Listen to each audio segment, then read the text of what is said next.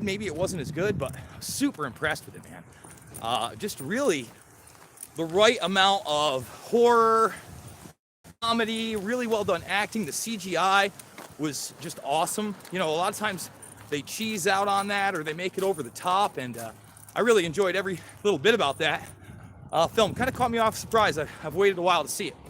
Now, let's get to the clicks part, since we just took care of the ticks. Man, I found one. Man, that is so scary when you find a tick on your dog.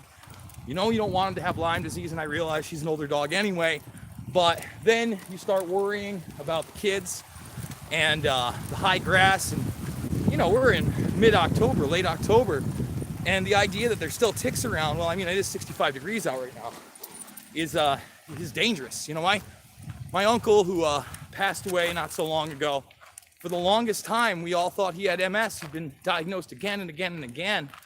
And during those last few months of his life, he got diagnosed with not MS, but Lyme disease.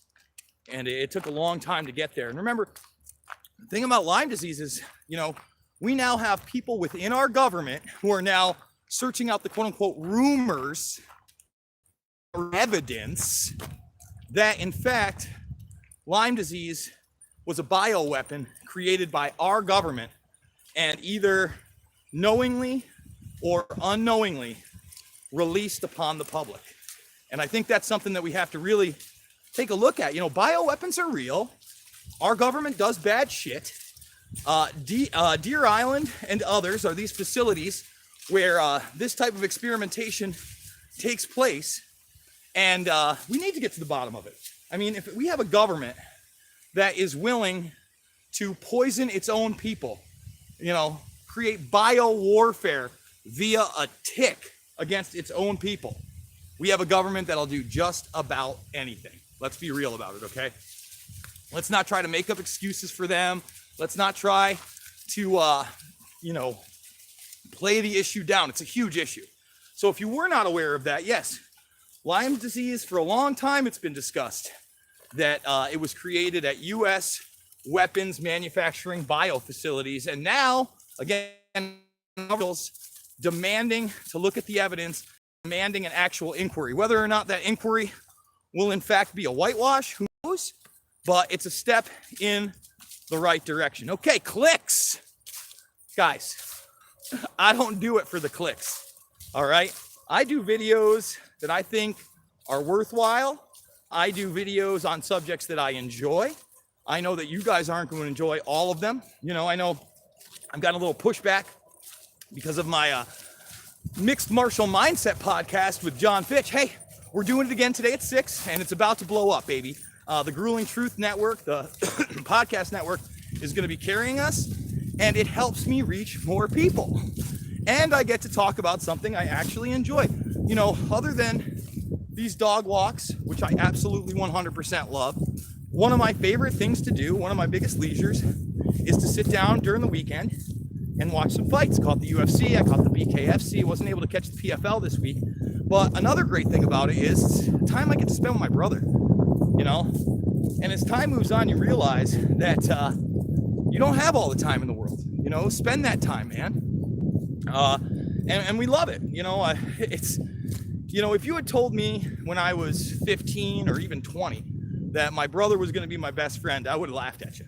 But he's my best friend, man. And you need that. You need someone who's going to be honest with you. You need somebody who's not just going to go along. And I think it's good to, you know, build those relationships, especially with family. So when I'm talking about clicking, you got a lot of McGregor fanboys mad at me. They're mad. Oh, they're mad, Jason. They're mad you're telling them the details of the case. They're mad you're exposing their McNugget. And I've seen people say that I'm coming across as a Khabib fanboy. Just so everybody knows, Khabib hasn't been mentioned in any of my videos, despite the fact that he did recently tweet out after McGregor said he wanted to make a fight with him in Moscow. Hey, Russia doesn't like rapists. He used the R word, rapists. And just to go over a couple of those things quickly, remember, he had been alleged to have 2 sexual assaults under his belt before the December incident that just mysteriously went away and were barely reported on. Yesterday, I posted a story that comes out of, I think it's Business Insider, where he and his entourage were accused of something completely despicable back in 2016, including fighter Charlie Ward. Totally ignored by the mainstream media. And that was in, I believe, Los Angeles. So that was in the United States, okay? And now even Dana White is saying he's not the man. That's what the media wants to focus on. And McGregor somehow is going to Moscow for a press conference. Apparently, people are speculating it's to do with his Proper 12 whiskey. But in those articles, are they talking about the sexual assaults? No, they're not. No, they're not. There's only one mainstream article that I've seen so far, and it's from Forbes. And basically, the Forbes article says, listen, if he's found guilty, the UFC needs to suspend Conor McGregor. No, they don't. Here's what they need to do. Hopefully when, not if, but when he goes to jail for that December incident, which I have gone over so much, I cannot believe that people are ignorant enough to defend the guy, say it wasn't him, say there's not enough information, say there aren't enough details. There's plenty, okay?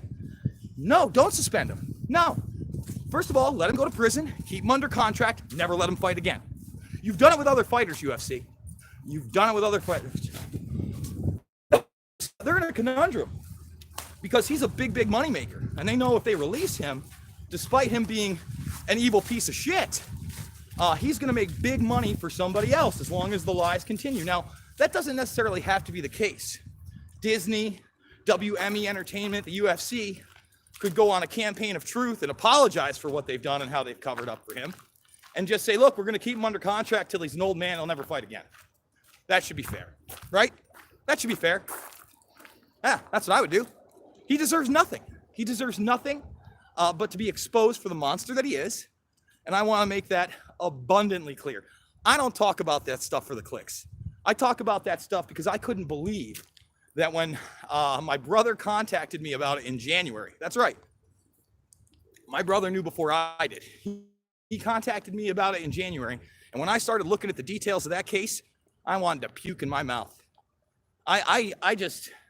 I don't know how anybody could actually read articles, could watch my videos that are clearly not my opinion, but linked to the evidence of truth and say otherwise. It's disturbing. It's distracting. But then again, we live in a society that wants to promote a guy like that, make him into a hero, and then allow our mainstream media, our talking heads, whether it be MSNBC, CNBC, CNN, Fox News, to go after Assange, who, if you saw my previous video today, Assange was in court.